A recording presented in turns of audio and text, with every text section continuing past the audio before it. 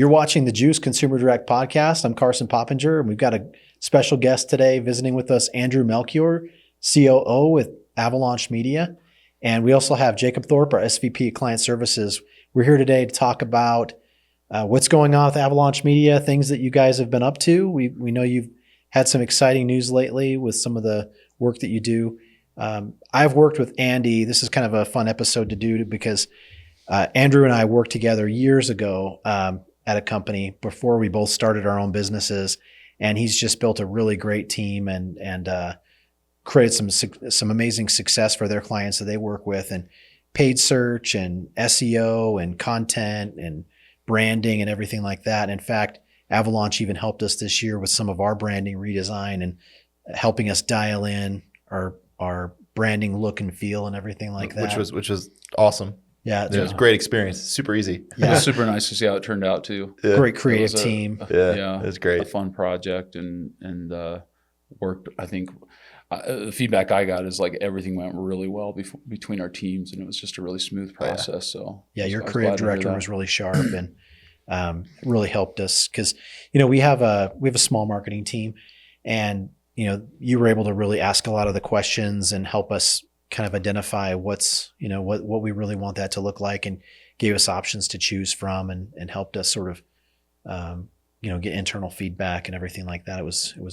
great. Well, that's one of the things we get, I think, complimented on a lot at our shows is like the branding and like how it stands out in the industry that we're in, how it's unique. People know who we are from our brand, and it was a great experience. Yeah, that's very cool.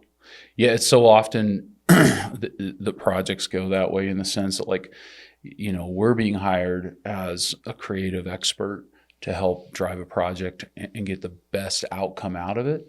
And so it's great to hear you guys say our team helped lead you guys through that process, because occasionally, brands that we work with, the CEO or the brand point of contact we're working with, they'll try to drive the creative component, even though they're lacking in that area, and so it's we have great successes when our team is able to use their talents and their experience, what they're really good at, to drive outcomes. And glad to hear that it's been a good experience for you guys, and that's fun to hear your brand is also recognizable throughout your space, because I think within your space there's a lot of maybe archaic type brands that are out there that they've probably been just going at it for years and years. So yeah, that's exactly right. Yeah. And I was going to say, I don't know if we can continue here without recognizing your incredible mustache. And oftentimes when I'm being talked to or interviewed, people are like, your beard is so cool and crazy or whatever, and you've got an amazing mustache. So it's nice to have the mustache and beard here coming together for. I definitely get a lot of, inquiries, compliments, reputation for the mustache.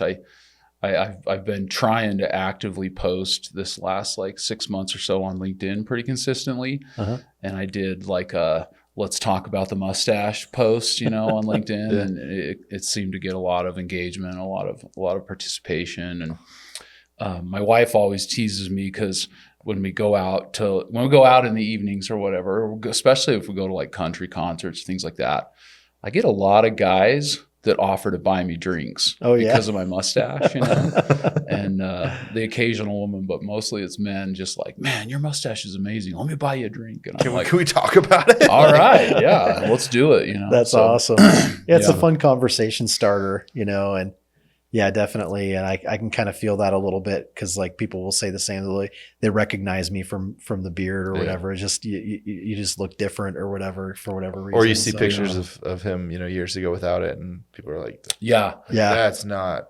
Jacob says I have a glow up now from he's had a glow up for sure. So I'm like, okay, I'll take that. I mean, that's a good thing, right? Yeah, I've known Carson over 10 years, and he's for sure had a glow up. Yeah, started lifting, got the beard. He's committed. I think he goes to the barber every week now. He's committed. As you get into your older years, you got to really put time and energy into looking that good. Oh, that's right. It's not easy. It's not easy. Yeah, it takes a lot to look as bad as I do. It's funny you mentioned that we worked together years ago, and it's I've been thinking about that history as we've kind of been approaching this, and just like all the fun memories and things like that. And then it's awesome to see, that we've matured in our careers, gone on to do our own things, and had success with that. And so, we've worked together for so many years. I think we probably first started working together in 2004, maybe 2004-ish, maybe it was 2003, even a little 21, 22 years ago. Yeah, and a lot of history there. So we worked together in the fulfillment side of a business that was doing training, education, content, things like that.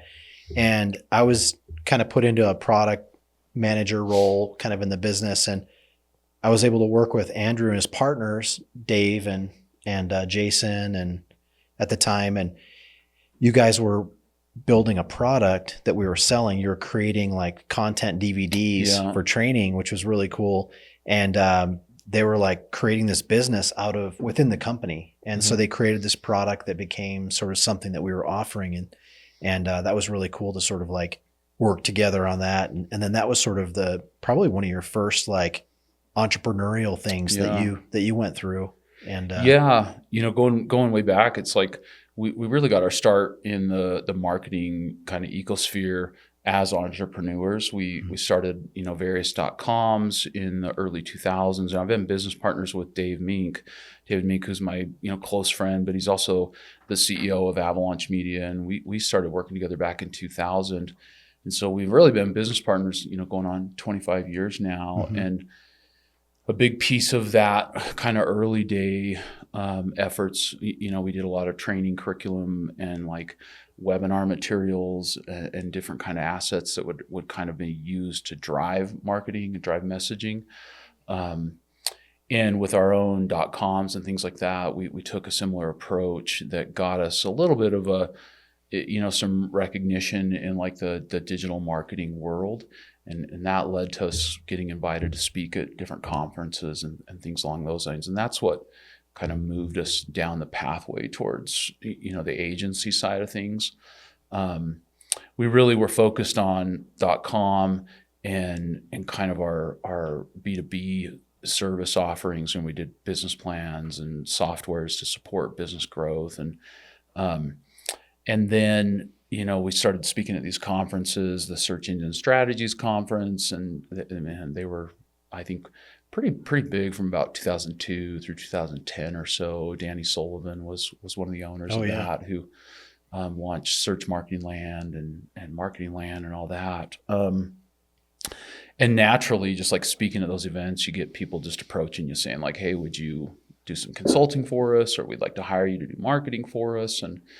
And so we just started slowly taking those opportunities that felt right to us, and then really, I would say, moved down the pathway towards the agency pretty heavily in about 2008. Started doing, a lot of agency work for other agencies primarily is where we started, and then moved client direct in 2012. But a lot of learnings, through that whole I guess first decade of the 2000s that led us down that pathway. And we had a lot of agencies and like digital marketing vendors that we engaged with during that time for our brands that we had great experiences with, poor experiences with. And that kind of led us down that pathway towards building Avalaunch Media ultimately, and offering marketing services directly to brands. So, any particular projects that you worked on over the years that you'd like to highlight or talk about that were interesting, or ones that you find particularly memorable? Oh man, it's like the reel is just spinning in my head now. What ones do I talk about? What do we do? Back in I guess 2008, 9, 10 or so, we were we were on the front end of like infographics and creating infographics, using infographics for SEO value, for link building, for ego bait. We would create visual assets that we would then bait like large Twitter influencers and people like that to like reshare and republish and link to them. And that was like before they had a cool name, Mhm. like infographics, we were just kind of like, well, we don't really know what these are. We just create these like graphics and we put them out there. And With all the data and like stats and data things. graphics.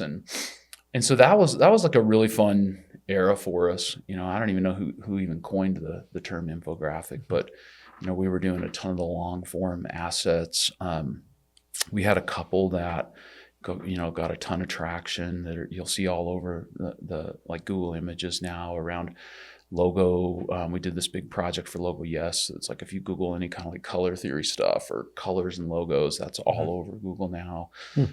We did the social meowdia stuff with all the various cats that got a lot of like exposure back then.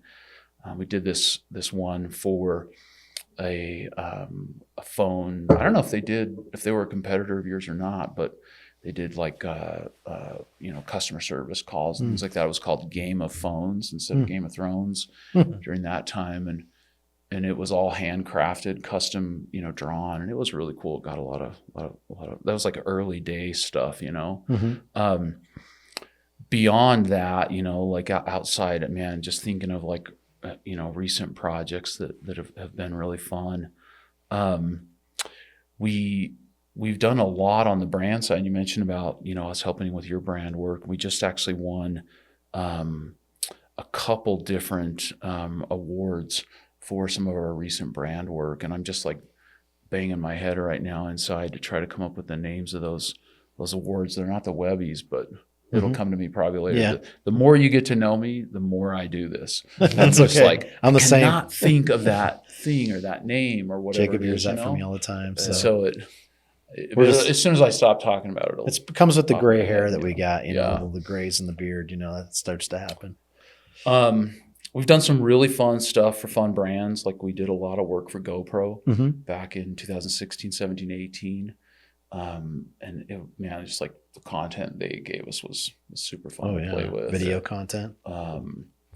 We did a lot of stuff for Salesforce back then as well. It was really fun visual assets. But yeah, man, there's just like, we've worked with like over 1,000 brands. And so, it's just like thousands and thousands of projects. And it's so cool when you get to chance to work with different brands like that in different verticals and industries and different sort of value propositions and messaging that's going out there, and you learn so much, and those things are valuable as you maybe take on a new project and you're like, oh, I can see how like we could incorporate this idea or strategy with this other product, and it comes off completely unique and special to them, but you've got that comes from that your bag of tricks basically. It gets pretty big when you work with so many different brands. And that's what makes you so valuable as an agency. Right? Totally. Yeah. Like double stamp that, right? Like we work with, we get a lot of like brands that have been running their media in-house or their strategy in-house, and maybe talent moves on, or maybe they make a strategic decision to pivot from in-house to agency. But like we get in the accounts and they're just kind of like, they're just like lagging in like forefront thinking when it comes to marketing. You look through their ad campaigns, you look through their creative, you look through their targeting, and it's just like, you can tell that it's just kind of aged. Or that maybe like they've got one, strategy within search or whatever that's working really well for them, and they're just putting all their money there. And as an agency, like, I mentioned we've worked with thousands of brands.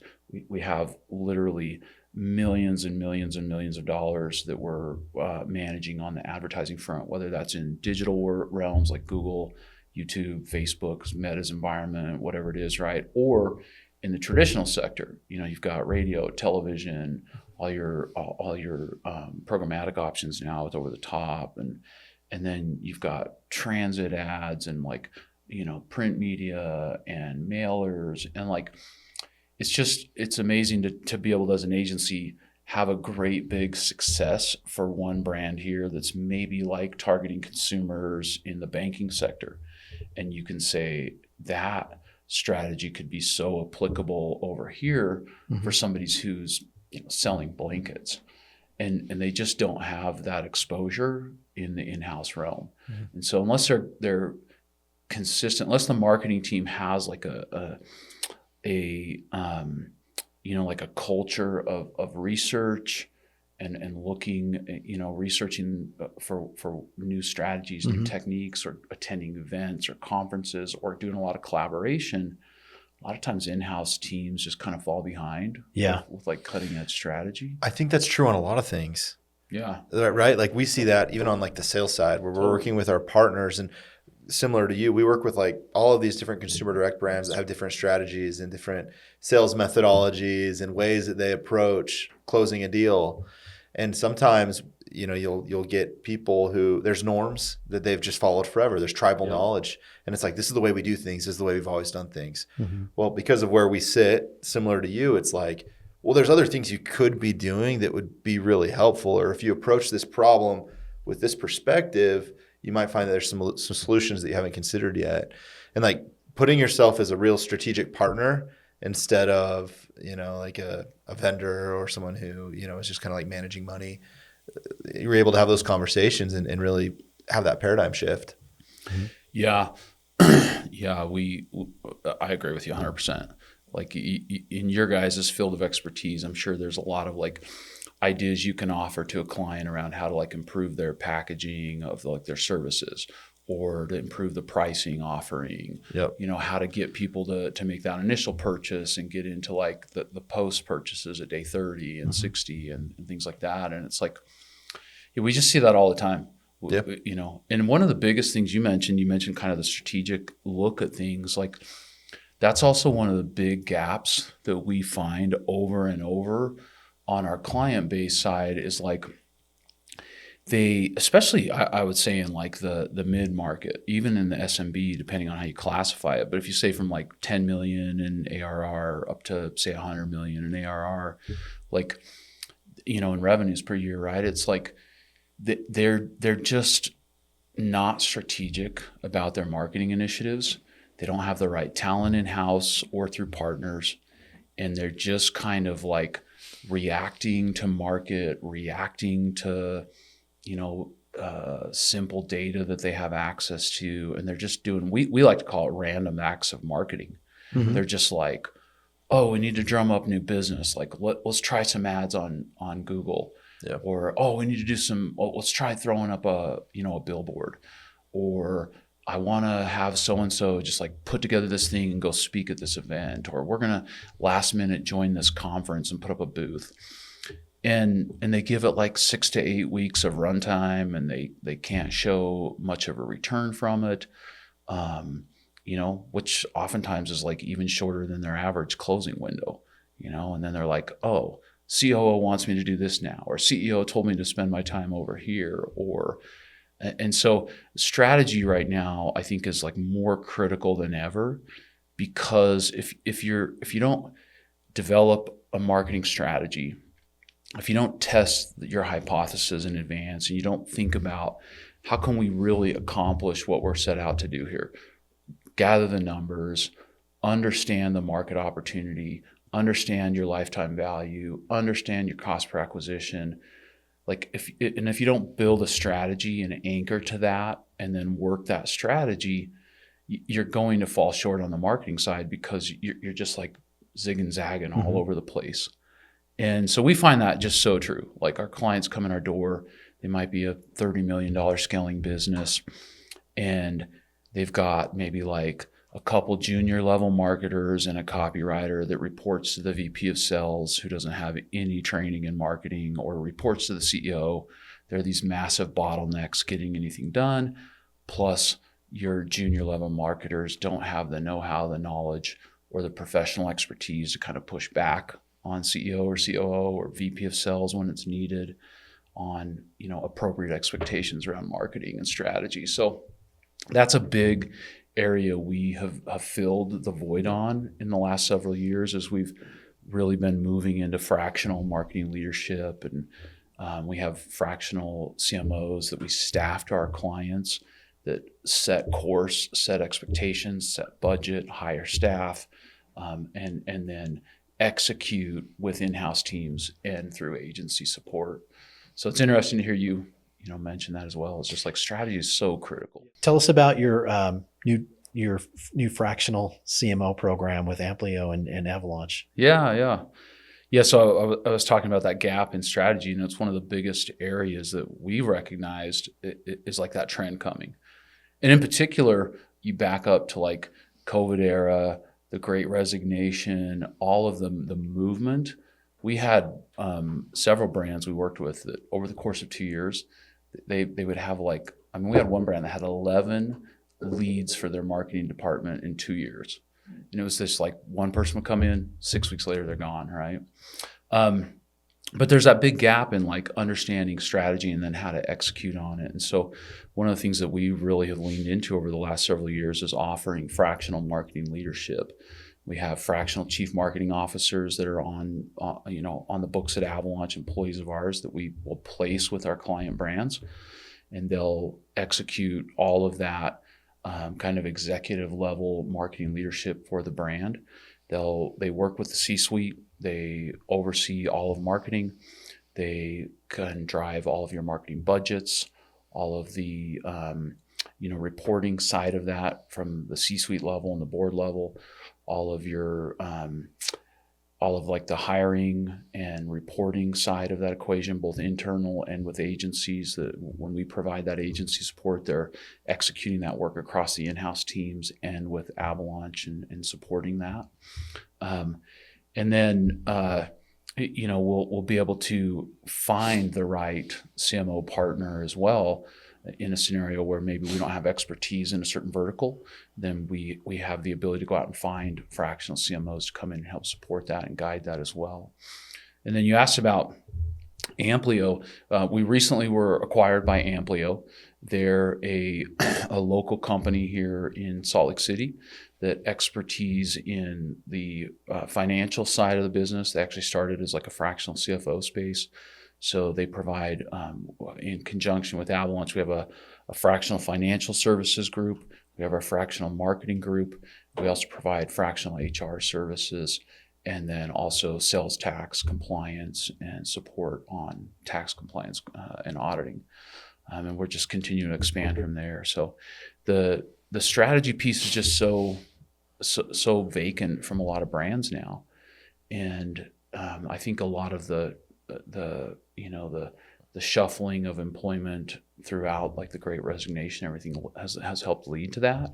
Plus, it's like the lack of strategic commitment to a strategy by brands now. They just move all over the place. Mm-hmm. They're just like, oh, we need to see results now. They don't hold true to any kind of strategy, and so it's just a critical piece that we've identified in the market that needs to exist, and we've stepped in to help fill that void. So I think that's smart. We have several clients that we've worked with in the last year who they were approaching us like, hey, we need a new person to head up our marketing, a new CMO. They had someone leave and take off, and they're looking to us to see if we know anyone that we could help recommend to fill that role. And so as there's movement in the market and people moving around, and you need somebody that's qualified and capable, and I think that's a great service offering to provide businesses with that professional expertise in marketing. Yeah, and I think something you see too I think that like even executives, C-levels, like they leave more often than ever. And every time someone new comes in with something that worked at a past company, and this is what we're going to do, and it's very dogmatic and very this is what I do and this is how I do it, and then it doesn't work, and either they're forced out or they leave, and then you're right back to square one. Yeah, the average tenure of a CMO is 14 months. And you think about that, it's like, for a scaling business that's maybe doing 30, 40, 50 million a year, like first of all, most of them don't even need a full-time CMO, but the CMO is going to come in and be there for 14 months on average. It takes 3 to 6 months for them to get up to speed, to understand the brand, to understand the market, to understand the cultural atmosphere of the company and things like that. And then they try to roll out their formula, right? And And if the formula is not working and there's conflict over what the formula should be or things like that. There's like, not buy-in yeah, or whatever there's the not reason buy-in is. or they get a better offer elsewhere. Like they move on and the brand's kind of left holding the bag, right? Like we just spent $400,000 on this CMO and what do we get for it? And so, yeah, we've noticed that so often. And so we have brands that we've literally had our fractional CMO in place for years now. And they go to like all the board meetings and they do, it's amazing to see the actual success of a long-term engagement and then to see execution done well based on strategy. You mentioned Amplēo in our acquisition there, and I'll just also point out that like scaling, one of the coolest parts about Amplēo that like opened our, I guess our eyes as partners in Avalaunch, right, is like the need for a part-time CMO in a scaling brand is just as applicable to so many other roles in the company. Like they don't need a full-time HR division. They don't need a full-time fractional CFO or even a controller a lot of times. They just need a part-time controller to do their books and give them some insights, and then a fractional CFO to tell them how to leverage their funds to help with growth or whatever. And that's just so true, I think, and it's a real big fit right now in like the current ecosphere for businesses here in the U.S. Just like, it's great because you can have a fractional CFO, a fractional controller, support for fractional HR and recruiting, marketing and advertising support, and it's just like this huge growth area within the business environment now. Yeah, we've used fractional people within our company as we've been growing, and I think they do a great job. They handle what we need to, and they get the things done that on the timelines that we need. But at the same time, they're doing other things, and they've got other clients and work that they do, and that's great because it's a good use of their time, and they can maximize their efforts by supporting multiple clients and accounts and things, and that way they're not just sitting idle while they wait until the next thing comes up or whatever. And so, well, the other thing I think a lot of brands make mistakes with is like, in fact, we have a client of ours that has had an enormous like growth here in the last 6 months as we engaged with them. They had a full-time CMO in-house, and they had that CMO in-house for about 2 years, high wage, high dollars. The mistake that was made is the owner, the CEO, thought, well, if I hire a really talented CMO, they'll be able to do everything for us, right? And unfortunately, that perspective doesn't work, right? It's like you have one person that's supposed to be an expert at branding and at messaging and at design and at email and at automations and at SEO. They're one person. Yeah. Like it's impossible, right? And so they're going to be calling and bringing on more people. They're saying, I need more budget. Oh, I need to hire an agency. I need to hire talent. I need a copywriter. Yeah. And the CEO is like, what do you mean? I hired you. Like, you're amazing, right? Yeah. You're the chief marketing officer. Like, get it done. Since that person left, we stepped in as the fractional, and we went from a ROAS of like 3-to-1 for every dollar put in, they returned $3. We're returning $16 now on that same dollar. That's awesome. Fractional engagement, 8 hours a week, backed by talent that actually knows how to do all the jobs. Yeah.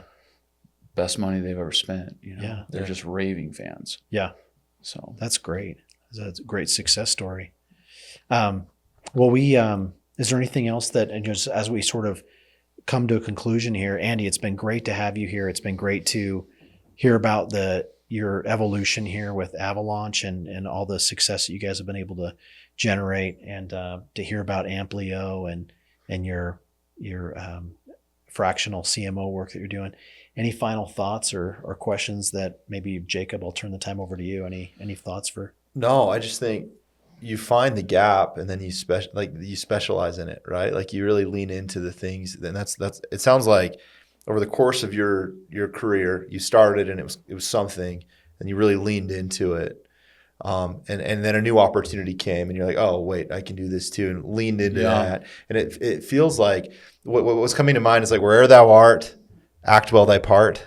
like wherever you are, bloom where you're planted, lift where Yeah. you stand, like take advantage of the opportunity that's in front of you, because Totally. those opportunities will prepare you for the next thing. Mm-hmm. And it seems like your career and even your trajectory now, this acquisition, is you leaning into what was a gap that you could really excel in, Yeah. and then scaling it until that next opportunity came, and then scaling that. And I think that's just such a great principle for growing a business. Yeah, it's amazing how, like, when we started off, we just did a little consulting, and then we were like, yeah, we'll start doing some SEO, and then we hired somebody. It was like we had a client literally say, I want you to do my paid media, and we just kept saying no. Like, well, we don't really do that. We don't really do that. And then he finally said to me, and he was our biggest client at the time, look, guys, if you don't do my paid media, I'm going to probably go somewhere else, and maybe they'll be able to do everything you guys do, and you'll lose my business. And so then we were like, you're right. We'll figure it out. We'll figure it out, right? We hired a paid media person and started offering that service. And we've had a really entrepreneurial focus, like, culture at Avalaunch. We've had people come to us and just say, like, hey, did you know that I can do this as well? And we're like, oh, we didn't know that, but like, we should do that. Mm-hmm. Let's get a deal together. Let's pitch a client, and let's lean in there. And so what we've grown over the years is what you'll hear termed as an everything agency. We're a full service agency across the board. We do everything in the digital realm, everything in the traditional realm. Plus we do all kinds of things in between. And I can't tell you how many times I've had consultants or advisors tell us, you should really try to hone down your service offering into some niches and find your niche and exploit that, versus be an everything agency. And we've kind of pushed against that recommendation over the years and just said, like, we hear you, but we're going to continue to offer everything and expand our offering and find great people to do that niche just as good as the niche brand, but in an everything agency. And yeah, that's been our strength, I think, in a lot of areas. And we've just continued to expand our offering. And now in this acquisition, Amplēo, we can now offer even a broader service offering to businesses and offer a lot of what the scaling business needs, both on a strategic level and an executional level. So yeah, I love that, how, as a fractional CMO, and you're supporting their strategic vision and direction of where they're going to be doing and spending their marketing dollars, that also opens up opportunities for you to support those with your team and your creative side and your paid media side and your SEO side. And you're going to have resources that you can throw at that as well that help fulfill that vision and mission. And yeah, it's just such a more scalable, probably, way to approach the business, and every business needs that support and direction. And we're seeing that now. Like we're trying to take the same approach, where there's opportunities that we have a unique seat at the table to recognize and to capitalize on. And hopefully in 5 years, we're telling the same story, where we've continued to grow and scale and lean into those opportunities. absolutely, you guys are doing awesome things. Hearing from Carson about all the work you guys are doing, it's really impressive. And to hear how you're doing it, kind of uniquely onshore here in the U.S. and just, man, some of the numbers that you guys seem to be hitting are spectacular. And so congrats, guys. Thank you. Keep at it. Yeah. Thanks. We will. Yeah, just that's sort of been our evolution too. It's like, I think about how we initially were just doing, like, give us your old unconverted data and we'll work on that, and call your old leads that you've already tried to attempt and things, because all these companies have internal teams that are doing the initial dialing and things like that. And I knew that, like, if they're spending big money on a lead gen program, and the lead volume that they're buying, that has to be called within seconds or within a millisecond, of the person inquiring. I was always like a little nervous to like promise that we could do that, because I was like, do we have the skills and capability and technology to beat all the competitors who are trying to dial that same lead at the same moment? Person inquires, it gets sent to like 3 or 4 different mortgage companies. We have to be able to call and beat that, all the competition to the call. And so I'd always sort of like shied away from that. Like, and then we were finally like, you know what, we need to figure this out. There's a big opportunity here. And we did. And then we got to the point where we're like, we actually prefer to get the live data that's coming in, because we know that we can outreach and present a caller ID and a brand on the caller ID and Better than anybody. and get, Yeah. within a second, we can be on the phone with the consumer and beat, Rocket Mortgage to the call, Yeah. when they're calling, and we have. And, so by learning and taking on that, you step into that. Now we're looking at technology and AI and using AI and maybe even developing AI tech products that we're going to offer out to other companies. And that's super exciting, sort of like next steps for us as we sort of go into that. It's an area that is sort of a little pioneering for us, but we have some great know-how behind it. And people, we have people awesome behind people. it, Like yeah. we have a better team now than we've ever had. And even Yeah. like you talk about, you've got the CFO and you've got the CMO and the HR. We have different verticals that maybe we were hesitant to jump into at different times. Like we really started as financial services and banking and mortgage and debt res and things like that. But now we're in healthcare and we're in insurance and we're in all of these different verticals that like we've leaned into and really established a foothold. And that's really what it is. That's really what business is recognizing those opportunities when they come. Can we execute on it? Mm-hmm. Do we have a strategy and the people around to fulfill this, to fulfill on this and then to just go out and make it happen and get scrappy, that entrepreneurial spirit of just like, I'm going to figure it out. I don't know right now, but I know I'm going to figure it out. And we have stepped away from things where I'm like, we just don't see a path forward to really execute on the brand promise. And any attempt to service that client, if it results in failure, is going to be a stain on our brand. Yeah. And I don't want that. I'm willing to try new things, but I don't want to damage our reputation by promising them that we can fulfill that, and we don't. So we've, like on the B2B side, we just mostly refer. We've got some partners that we refer to that we know are very capable in delivering. And, we just had a very large, software company here locally that was like sold for billions of dollars, and they were wanting to work with us to do some of their B2B outreach. And I was like, as much as I'd love to support that brand and have that logo on our wall, I can't promise them that we're going to deliver at the level that they want. So let's refer them to people that we know will get it done. And we did. And so far it was a smart move. Yeah. It was the right it doesn't decision. mean say yes to everything. Totally. Yeah. Because you really spread yourself thin and put yourself in some bad situations. Yeah. But when you can have like the same principles that apply to multiple different situations, like that's the key, the strategic, the principled approach. Yep. That's what sets it apart, I think.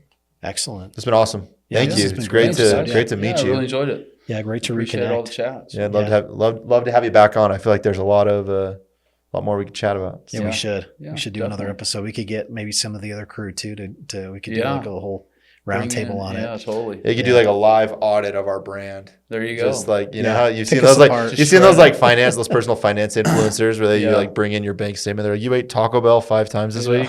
They give you the audit, just tear you apart. Totally. That'd be fun. Okay, thanks guys. Great. Yeah, thank you. You've been watching the Juice Consumer Direct podcast. Make sure you give us a follow, like and subscribe. Yeah, let us know if you have any questions, comments, and we'll get back to them. Thanks.